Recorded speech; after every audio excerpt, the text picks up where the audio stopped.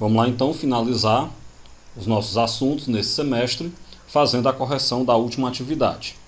A primeira questão da UVA, né? Todas essas questões dessa atividade eram do vestibular da UVA, então está aí a primeira. Um gás recebe 500 calorias de calor de uma fonte térmica, ao mesmo tempo que é comprimido por uma força que realiza um trabalho de 900 joules.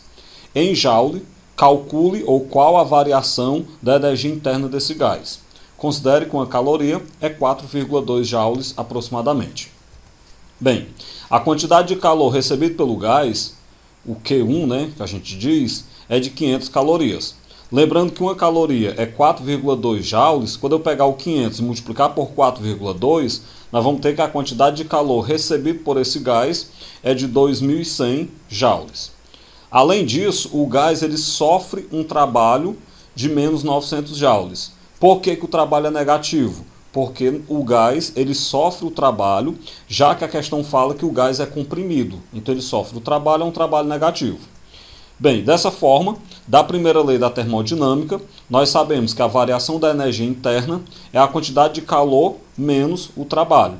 Então a variação da energia interna ela vai ficar 2.100, que é a quantidade de calor, menos o trabalho, que é menos 900. Menos e menos dá mais, então 2.100 mais 900 dá uma variação da energia interna de 3.000 joules, então a resposta correta é o item D. A segunda questão, um trabalho de 200 joules é realizado sobre um sistema e do mesmo são retiradas 70 calorias de calor. Qual a variação na energia interna desse sistema? De novo, considerando uma caloria igual a 4,2 joules. Bem, o sistema ele sofre um trabalho de 200 joules, então nós vamos ter que o trabalho aí é menos 200 joules, porque o sistema sofreu esse trabalho, por isso que ele é negativo. A quantidade de calor perdida pelo sistema é de 70 calorias. Quando o sistema perde calor, a quantidade de calor é negativa. Então nós vamos ter uma quantidade de calor de menos 70 calorias. Lembrando aí que uma caloria é 4,2 joules. Quando eu pegar menos 70 multiplicado por 4,2, nós vamos ter então uma quantidade de calor de menos 294 joules. Ok, pega aí a primeira lei da termodinâmica, que vai me dizer que a variação da energia interna é a quantidade de calor menos o trabalho. Então, com isso, a variação da energia interna vai ficar menos 294 menos o trabalho, que é menos 200. Menos e menos dá mais, então vai ficar menos 294 mais 200. Isso dá então menos 94 joules. Ou seja, houve uma redução na energia interna desse gás de 94 joules. E a resposta correta é a letra D. A terceira questão. Em um certo processo termodinâmico, o calor liberado pelo sistema é igual a 2,7 vezes 10 elevado a 5 joules. E, ao mesmo tempo, o sistema se contrai sob a ação de uma pressão externa de valor 9 vezes 10 elevado a 5 pascais. A energia interna do sistema é a mesma nos dois estados, inicial e final do processo. Pergunta: qual a variação do volume desse sistema?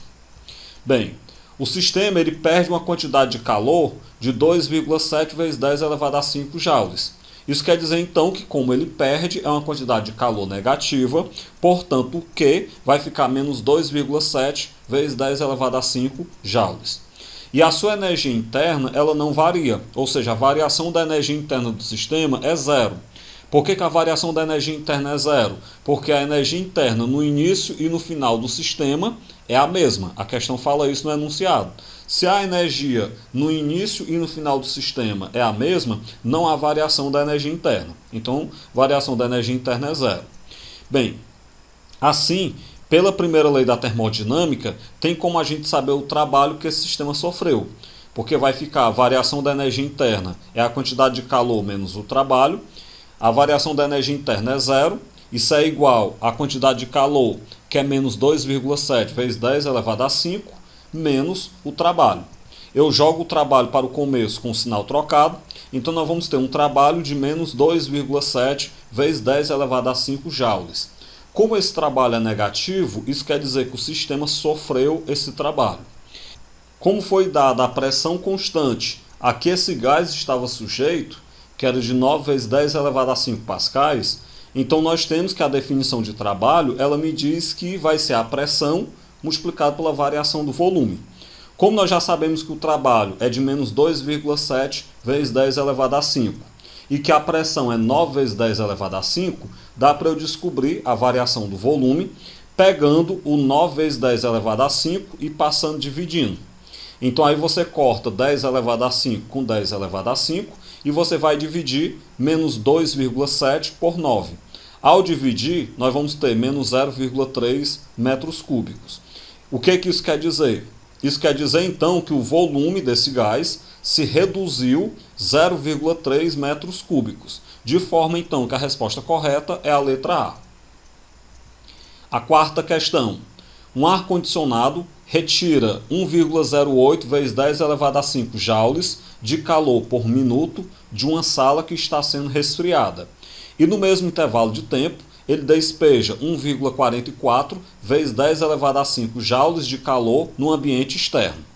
A questão pergunta, qual a potência deste ar-condicionado?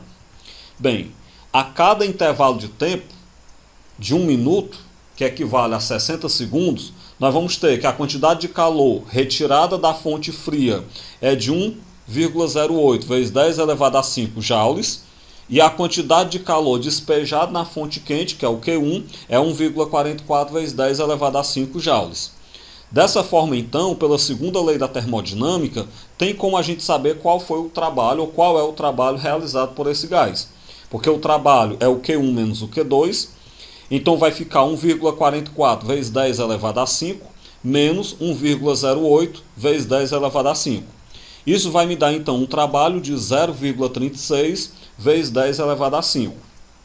Bem, como 10 elevado a 5 dá 100 mil, quando eu pegar 0,36 vezes 100 mil, nós vamos ter um trabalho de 36 mil joules, é o trabalho então realizado por esse ar-condicionado. Ok, só que eu estou querendo saber qual é a potência desse aparelho de ar-condicionado. Vamos lembrar então que a potência é o trabalho sobre o tempo, e o tempo aí é de 60 segundos.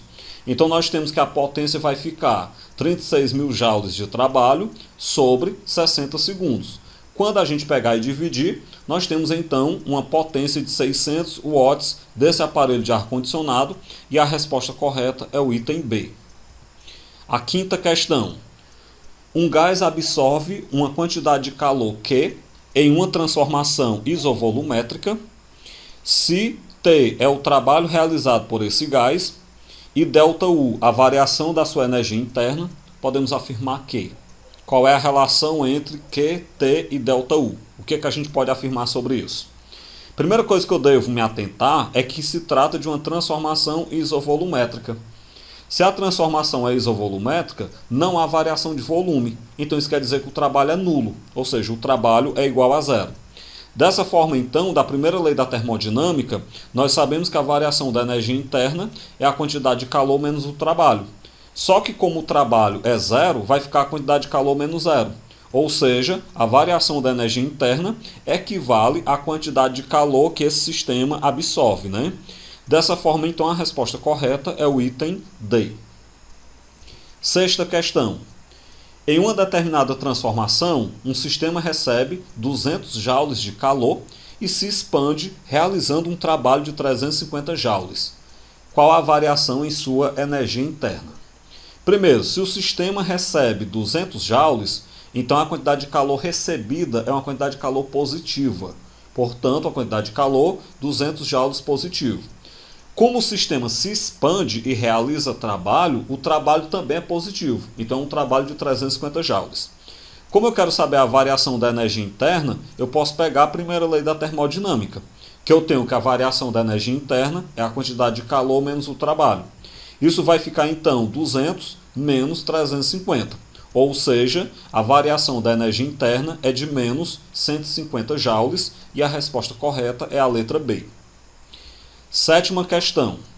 Uma máquina térmica tem uma eficiência máxima possível de 20%.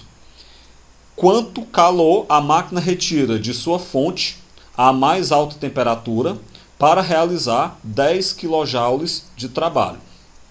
Vamos lá então. Nós temos aí pelo enunciado que o rendimento, dessa máquina térmica, o N, é de 0,2, que é, no caso, 20%. Além disso, nós temos que o trabalho que essa máquina realiza é um trabalho de 10 kJ. Daí, então, eu posso pegar a definição de rendimento, que é o trabalho realizado sobre a quantidade de calor que a máquina retira da fonte quente. O rendimento é 0,2, o trabalho é 10, já estou colocando em quilojoules, né, 10 kJ, sobre o Q1.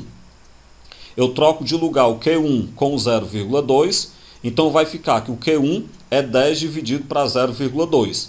Fazendo aí a divisão, nós temos que o Q1 é de 50 kJ. Dessa forma, então, a máquina retira da sua fonte quente para realizar trabalho, recebe, né, dessa fonte quente 50 kJ de calor. E a resposta correta é o item C.